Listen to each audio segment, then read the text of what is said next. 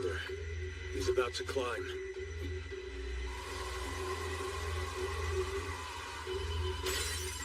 Hello everyone. Welcome back to Sansan, Best Anime Reaction. Last episode was absolutely brutal, filled with chaos, loss, and impossible choices. The cost of this mission is becoming painfully clear. In this episode, I expect the emotional weight to hit even harder as characters are forced to confront the consequences of their decisions. There's also a strong chance we'll see moments of heroism mixed with deep tragedy. Attack on Titan is at its most powerful when it balances action with raw emotion, and this episode feels like it will do exactly that. I'm preparing myself mentally for whatever comes next. Let's continue with episode 14.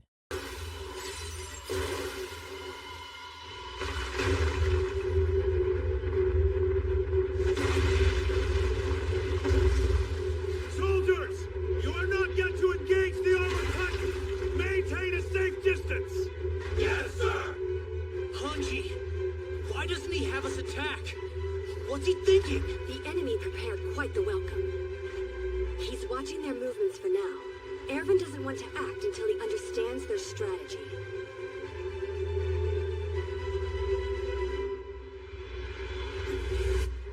That quadruped type has some kind of cargo on its back, which tells me that it didn't transform just now. It's also likely that this was the enemy's scout. But for it to take notice of our approach and relay that information to Reina, that must mean they have one more intelligent Titan. It's that quadruped Titan. Though, there may well be others. The Titan is carrying cargo. What could it be?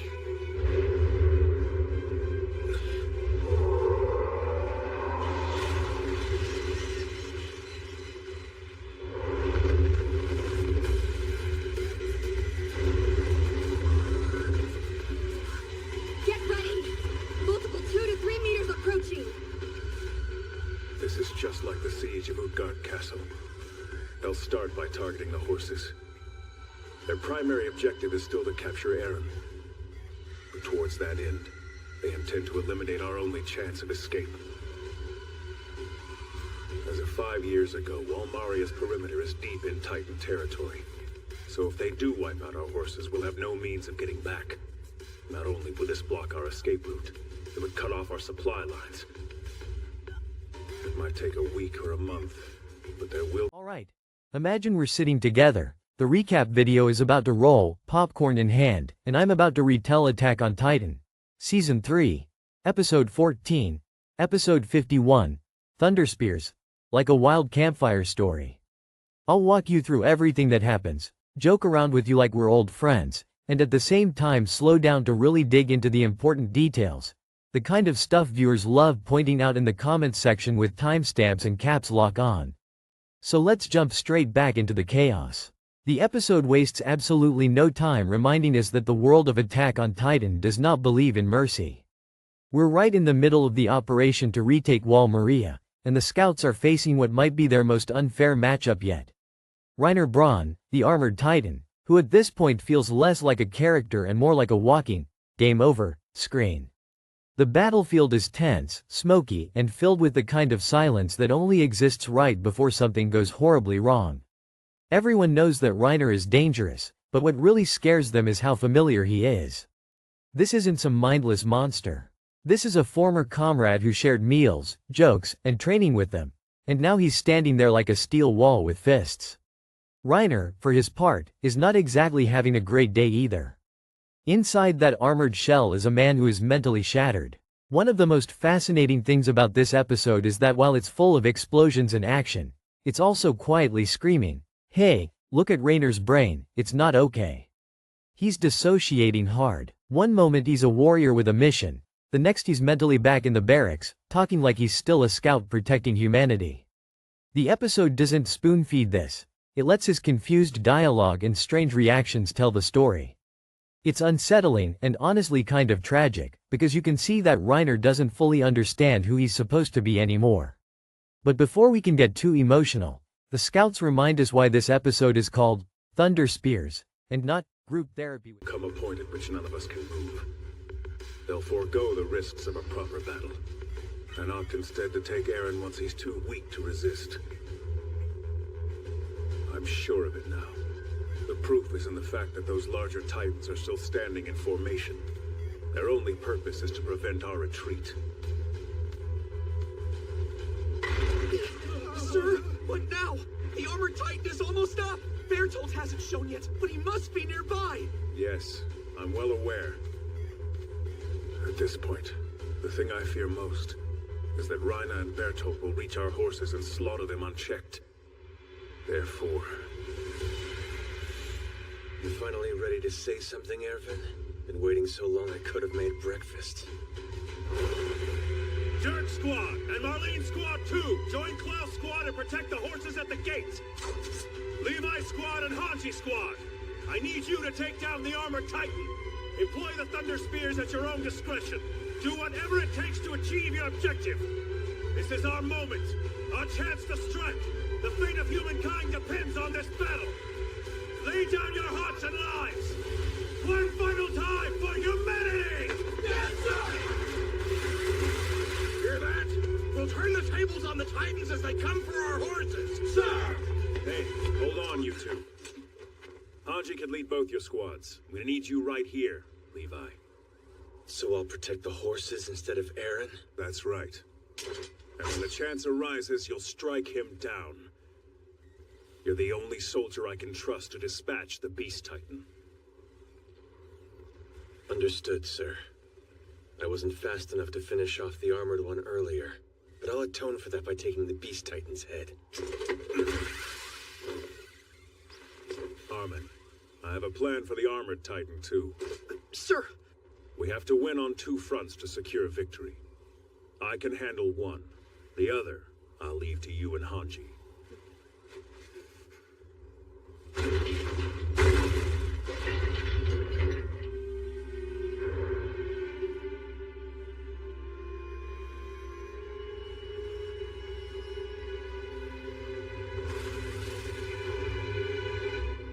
There they are, gathered up in one place. I'll kill the horses and make a break for it. That's good enough. No matter how strong Captain Levi is, he's still no match for our war chief.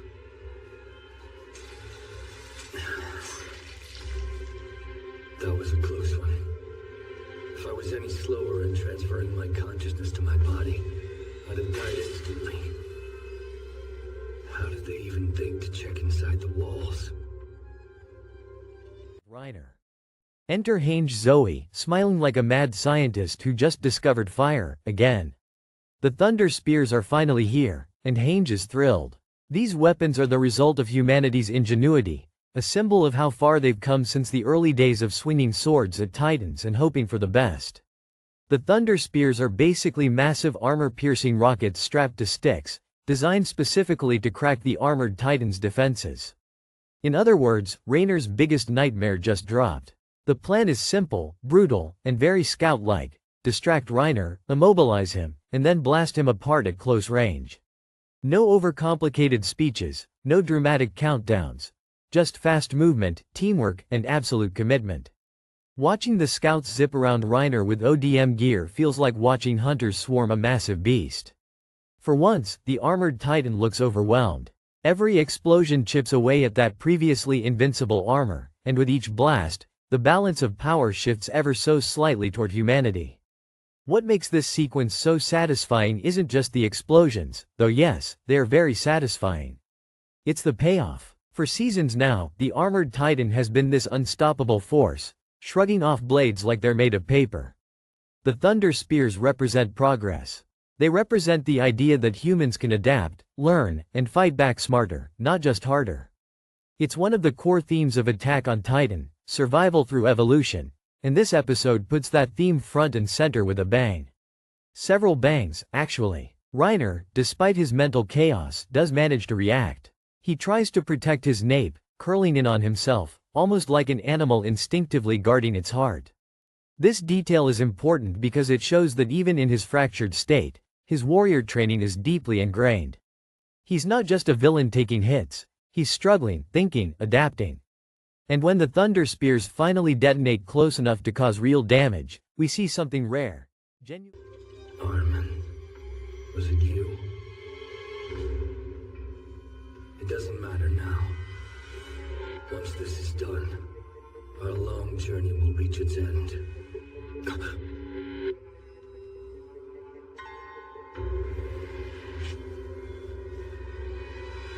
Evan Smith. Can't let him distract me. I've got to kill those horses.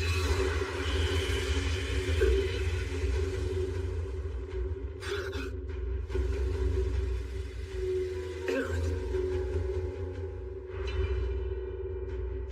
Why would he show up when he doesn't have to?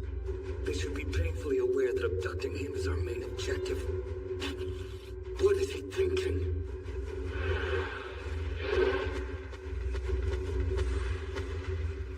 Will he run south and climb over the wall? As a Titan, he could circle around and escape to Trost without a horse. Were that to happen, we'd have no reason to stay here and fight. Even if we did manage to annihilate the scouts, Aaron mastered hardening in 2 months. We can't let him back in the walls. No way. If he learns how to harness the coordinates' full power, we're finished. Hold on. Something's off here. If his goal really was to escape, he would have used ODM gear to scale the south wall and then transformed. But instead, he transformed right in front of me, in the center of town. I get it. He's a diversion. They're trying to change my target from the horses to Aaron.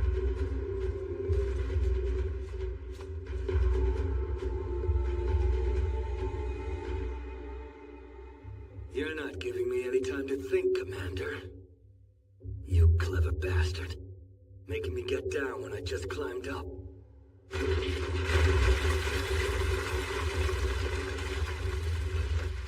Good. He went for it. He wants to use Aaron as bait? Yes, that was the commander's order. Hold on. So he's willing to risk Aaron's capture just to protect the horses? You're kidding. Even if we try it, Rhina might just go after the horses anyway. No. I'm sure he'll chase Aaron. If Rhina does go after the horses, then Aaron can continue running north and wrap around the Beast Titans formation. With Levi, the scouts, and Aaron, they can catch the Beast Titan in a pincer attack. Ervin must have said as much himself, right? Yes. Even if things don't go as we hope, the enemy doesn't expect Aaron to flee, so it might confuse them enough to get them to break ranks. The only question is, can Rhina see that far ahead? In fear and pain from the armored Titan. The scouts celebrate for about half a second, because this is Attack on Titan, and happiness has a very strict time limit. Reiner isn't dead. He's badly injured, yes, but not finished. And just when it looks like the scouts might actually win cleanly, the episode reminds us that there is another problem stomping around the battlefield. Cue the Beast Titan. Zeke Yeager is having a great time. And honestly, that's what makes him terrifying. While Reiner is confused and suffering, Zeke is calm, strategic, and almost playful. He watches the scouts' tactics with interest, like someone observing a clever chess move.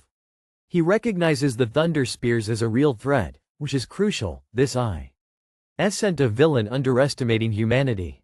Zeke understands exactly how dangerous these weapons are, and that understanding leads him to act decisively. Before Zeke even intervenes directly, we get some incredible character moments.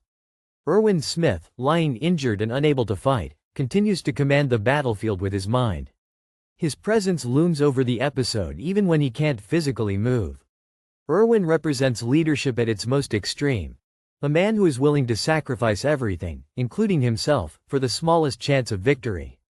Watching him issue orders while bleeding and half-conscious is both inspiring and heartbreaking. It reinforces the idea that the scouts are not just soldiers, they're believers in a cause that demands everything. Then there's Levi Ackerman, who remains exactly what he always is. A force of nature condensed into human form. Levi's role in this episode isn't about flashy speeches or emotional breakdowns. It's about precision. Every movement he makes has purpose. Every decision is tactical. Levi embodies the cold efficiency needed to survive in this world, and his quiet intensity contrasts beautifully with the chaos around him. As the episode progresses, the situation grows more desperate. The scouts are running low on thunder spears. Reiner is barely hanging on, and the Knowing him, he should work it out pretty quickly. Okay. This is where we'll bring down the armored titan. Wait a second! There's one more factor we need to consider. He's still hiding, but Bertolt must be nearby. The last time they fought, Eren outmaneuvered Reiner and had him on the verge of defeat. But then Bertolt caught him with a surprise attack, and he ended up their captive. As a simple countermeasure, do what you can to keep the fight away from the walls.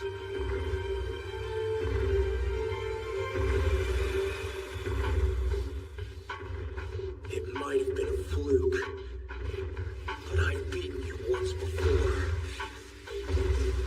and I'm stronger now. One-on-one, I can win. When it comes to hand-to-hand combat, and he makes you look downright weak.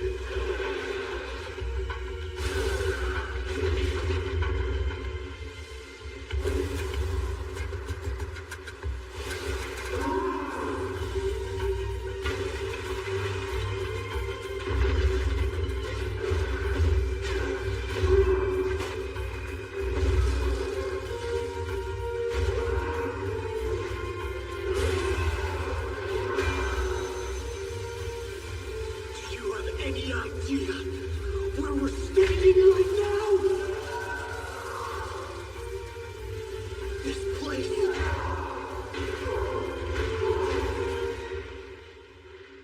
was my home, was our home, but then you stole it! We're taking it back, and you can't stop us! Get in our way, and we'll slaughter you all!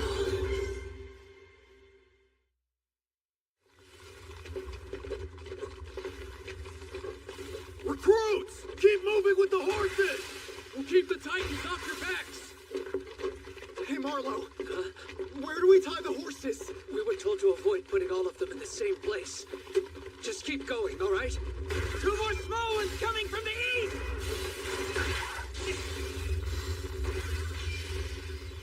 So those are Titans.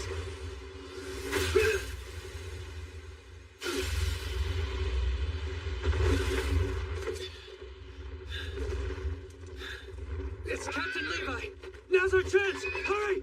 Finish killing the small ones already! Get it done before the Beast Titan moves! And no casualties! Don't you dare get eaten! Beast Titan is positioning himself like a sniper, lining up the perfect shot. Zeke begins his signature move, using debris as ammunition, turning the battlefield into a kill zone. This moment is especially chilling because it shows how unfair Titan combat can be. Zeke doesn't need to get close. He doesn't need to risk himself. He can just stand there and annihilate soldiers from a distance, and there's almost nothing they can do about it. The psychological impact of this is huge. The scouts are brave, but bravery doesn't stop rocks flying at bullet-like speeds. You can feel the shift in tone as hope begins to slip through their fingers. The episode expertly balances this despair with flashes of resistance. Soldiers still pushing forward, still trying, still refusing to give up even when the odds are clearly stacked against them. Reiner's condition continues to deteriorate, and one of the most discussed details in this episode is the reveal that he can transfer his consciousness throughout his body, effectively avoiding death by moving his mind away from his nape.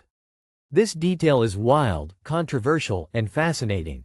On one hand, it feels like a cheat code. On the other, it deepens the lore of Titan abilities and reinforces how little the scouts truly understand about their enemies. The frustration you feel as a viewer mirrors the frustration of the characters themselves, and that emotional alignment is one of Attack on Titan's greatest strengths. By the end of the episode, there is no clean victory. Reiner is neutralized but not eliminated. The scouts have proven that Titans can be beaten, but at an enormous cost. The Beast Titan stands as an overwhelming threat, setting the stage for even greater tragedy to come. The battlefield is littered with smoke, broken bodies, and unanswered questions. What makes episode 14 of season 3 so memorable isn't just the action. It's the way it captures the essence of Attack on Titan. Progress is possible, but it's painful. Victory is achievable, but never free. Heroes are brave, but they're also terrified, exhausted. Shit. Who the hell am I kidding? These kids are gonna drop like flies. Should have left them up there.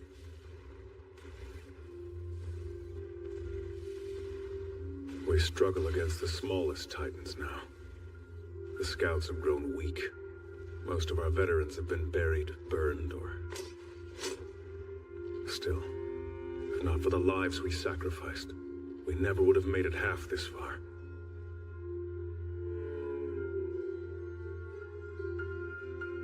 When I was a cadet, I told the others about my father's theory, my faith in it. I told them that once I was a scout, I would prove he was right. But once I actually joined the scouts, I stopped talking about it for some reason. No, that's wrong. It wasn't some reason. I'd realized something. That of all my brave comrades, only one was fighting for himself. They bled and died for each other, while I fought for a selfish dream. Then I came to lead my comrades, gave them orders and inspiring words. Be brave, give your hearts to humanity. I played them all for fools, myself too. And now, standing on this mountain of brave corpses, I have quite the view.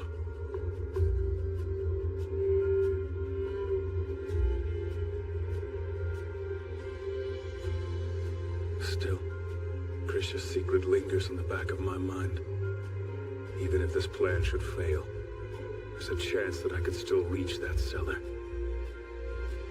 Before I die, I'd like to see it. The truth of our world.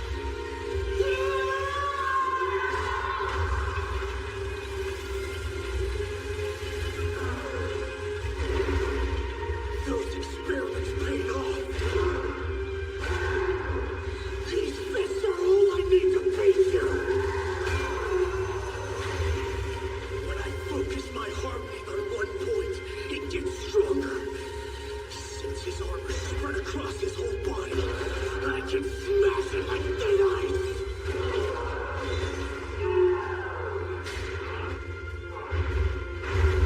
You're too slow, you stupid elf! You won't win! Damn it, no!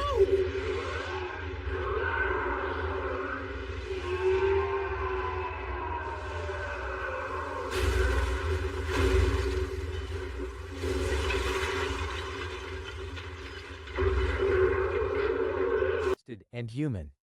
Villains are cruel, but sometimes deeply broken. And above all, the world keeps moving forward, crushing anyone who can't keep up. As a recap episode for YouTube, this one is pure gold. It has explosive moments that make viewers cheer, lore reveals that make them pause and rewind, and emotional undercurrents that spark endless debate in the comments. Thunder Spears isn't just about new weapons.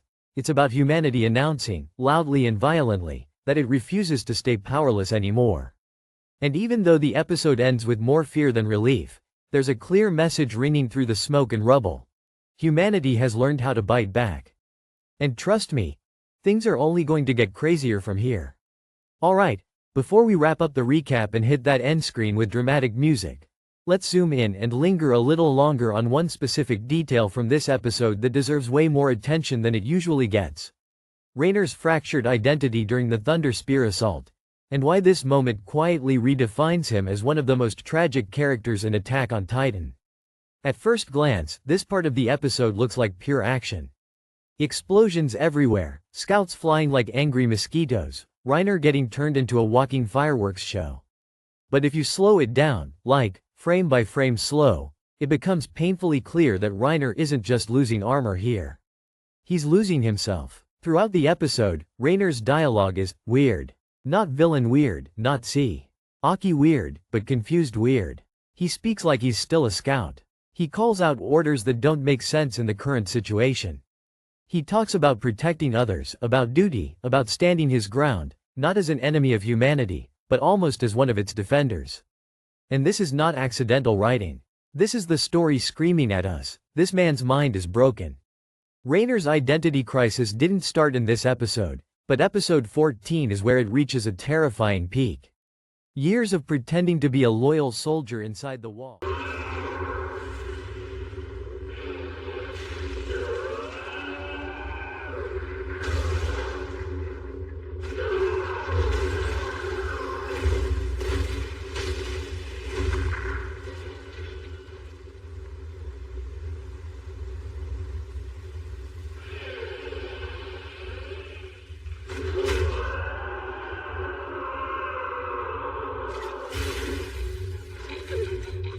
He needs our help! Not yet! Everything rides on our first attack! We need to wait and trust Aaron to give us a good opening.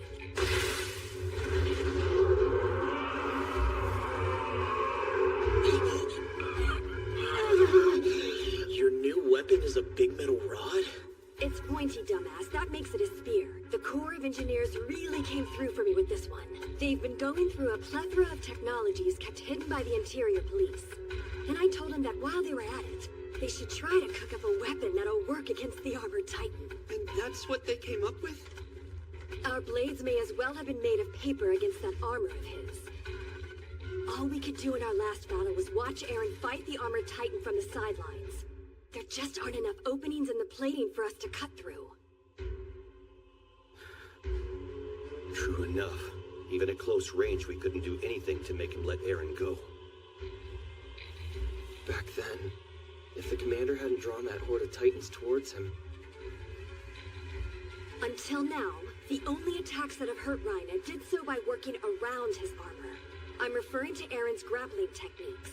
Also, Aaron's been experimenting with a new hardened punch for which we have high hopes. With that said, if those were our sole weapons, this mission would be doomed to fail. It's vital that we plug the holes in Walmaria. But what matters most here is that we eliminate Bertolt and Rhina, ensuring that they can't breach the wall again. Okay, so what's the plan? We'll stab the Armored Titan with those spears? Think I'll just show you. Let's go outside.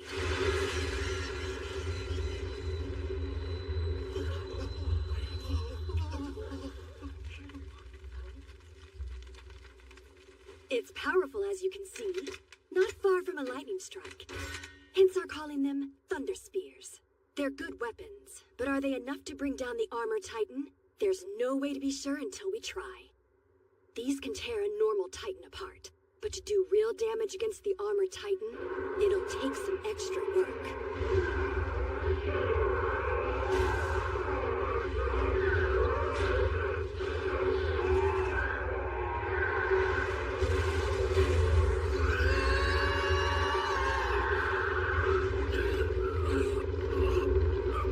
While secretly being a warrior sent to destroy them have finally collided in his head. He doesn't have the emotional tools to reconcile those two lives. Instead of choosing one, his brain does the only thing it can to survive. It splits them apart. Soldier Reiner and Warrior Reiner exist simultaneously, fighting for control, and neither of them is winning. This is why the Thunder Spear attack feels so brutal on a psychological level. The scouts aren't just attacking an enemy Titan. They're attacking someone Reiner once considered family. Every explosion is layered with history. These aren't faceless soldiers to him. These are people he trained with, laughed with, maybe even admired. And now they're screaming past him with weapons designed specifically to tear him apart. There's a moment, easy to miss if you're just focused on the action, where Reiner's reactions feel delayed, almost sluggish. He doesn't counterattack as aggressively as we've seen before. He focuses more on defense than offense. This isn't just strategy, it's hesitation. Subconsciously, Reiner doesn't fully want to fight them. His soldier persona recognizes them as allies, while his warrior persona knows he must kill them. That internal contradiction slows him down, and on a battlefield like this, hesitation is deadly. Now let's talk about that reveal. Reiner transferring his consciousness throughout his body to avoid death. On the surface, this feels like a shocking, almost unbelievable Titan ability. Some viewers love it, some hate it, and many argue about whether it's fair. But narratively, it makes horrifying sense. Reiner survives not because he's strong, but because he refuses to face death head-on. Moving his consciousness away from his nape is not just a physical trick, it's a metaphor. Reiner is running from reality.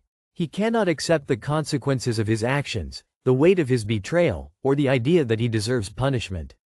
So instead of confronting death like a soldier, he escapes it like a man who isn't ready to stop lying, to others or to himself.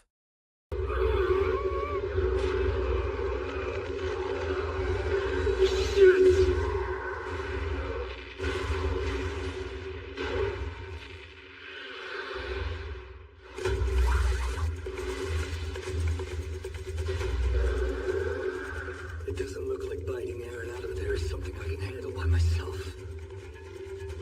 Guess it's on to plan B.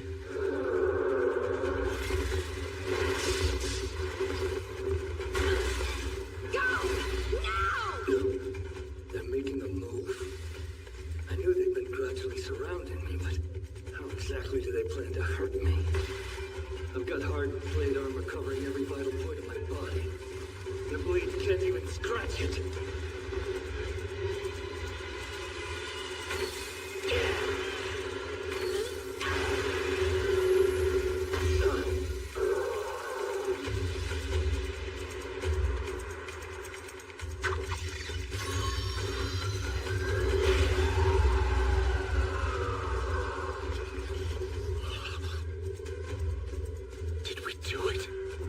Just might work. The Thunder Spears are so destructive. They pose a danger to those who fire them. If you anchor to the Titan itself and move in as if to slash it with your blade, you'll end up caught in the resulting explosion. Which means the only chance to use Thunder Spears is when the target is surrounded by multiple tall, solid structures. We can only attack with Thunder Spears in situations exactly like this. Right here and now. We have to end it!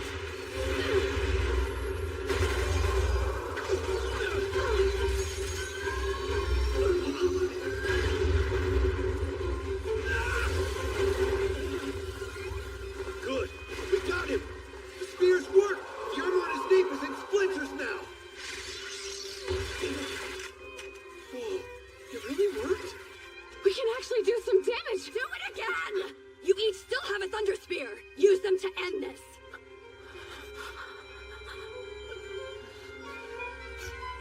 What is Reiner? Come on, guys! We said we'd do it if it ever came down to this! So let's go!